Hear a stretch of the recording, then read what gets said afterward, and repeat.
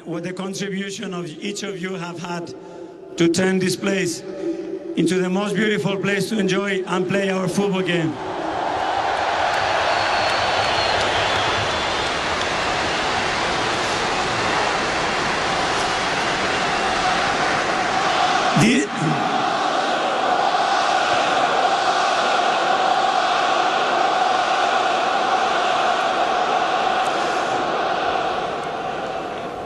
This is the soul of this football club, and each of you contribute to that.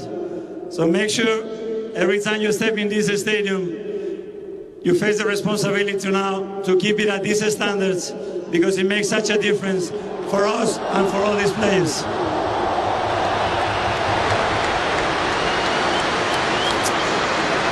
I want to thank you all. I want to see you soon in Selhurst Park, and for sure in Budapest as well. But before I leave you,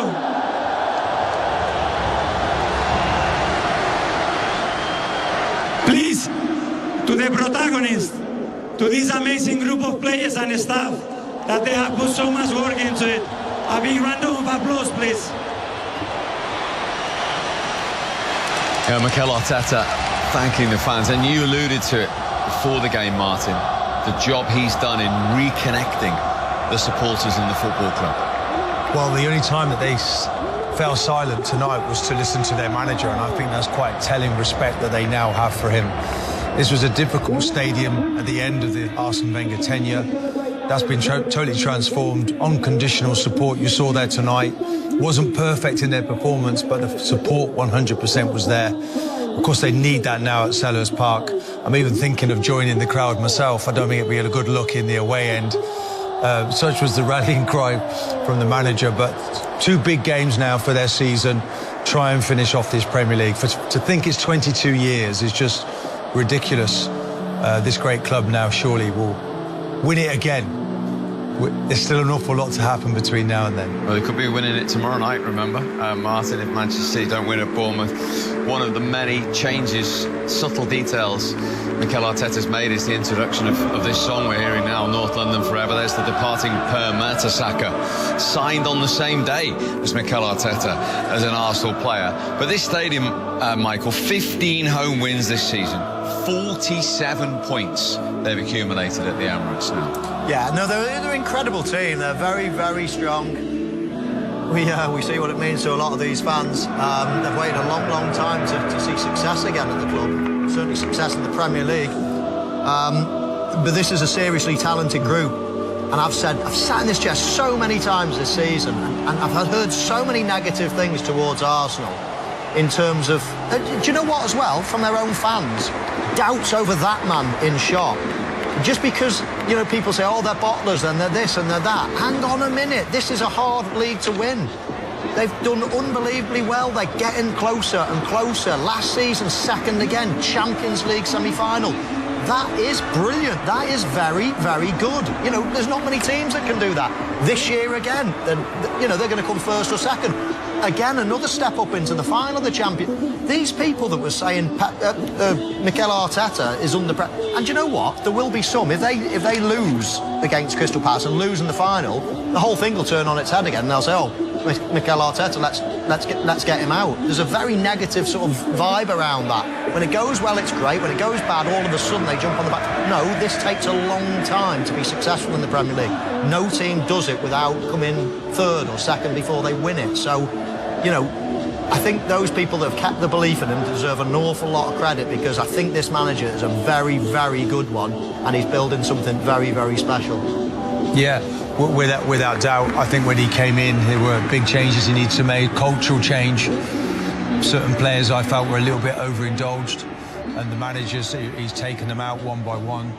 Aubameyang was the first one. I thought perhaps he got that wrong, but look, in the long term, if he can win the Premier League this year, then, you know, they've been second on 3 occasions. 2 years ago, I think they won 16 of the last 17 matches. They could have won it then. So they've been in and around it, and he's just got to make that next step. Pep's never been under this amount of pressure before not to win a Premier League. It'd be too on the bounce if this man can pull it off.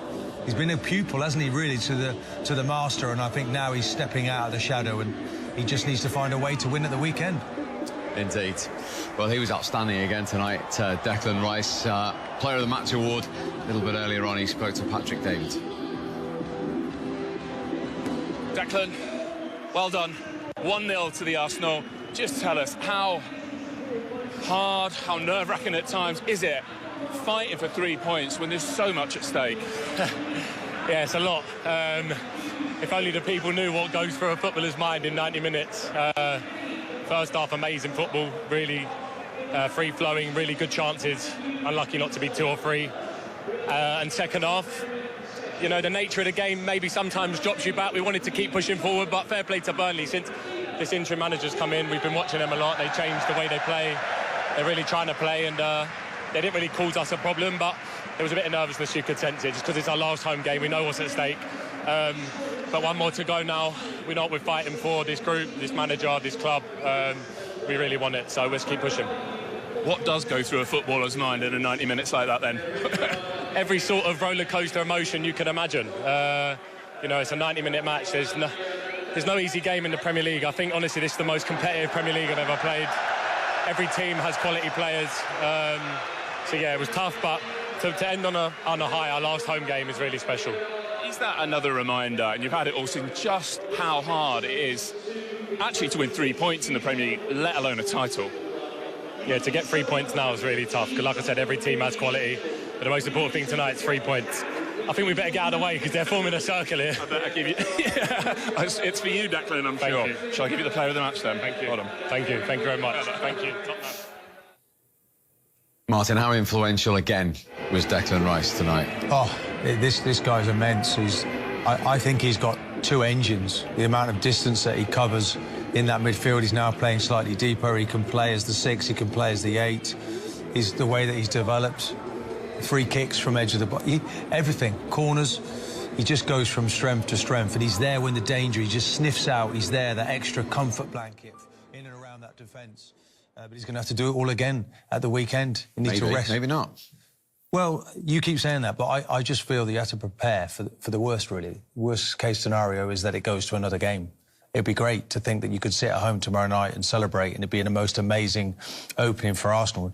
And if Arsenal can win this first one, you then feel that they can achieve anything, because the door could open for this group. They've just been denied so many times. But let's enjoy tonight's result, look forward to the weekend and see what City are made of tomorrow. I mean, we're going to watch that in here tomorrow night. I mean, that win or bust now for Manchester City, but they've been in that situation many times, and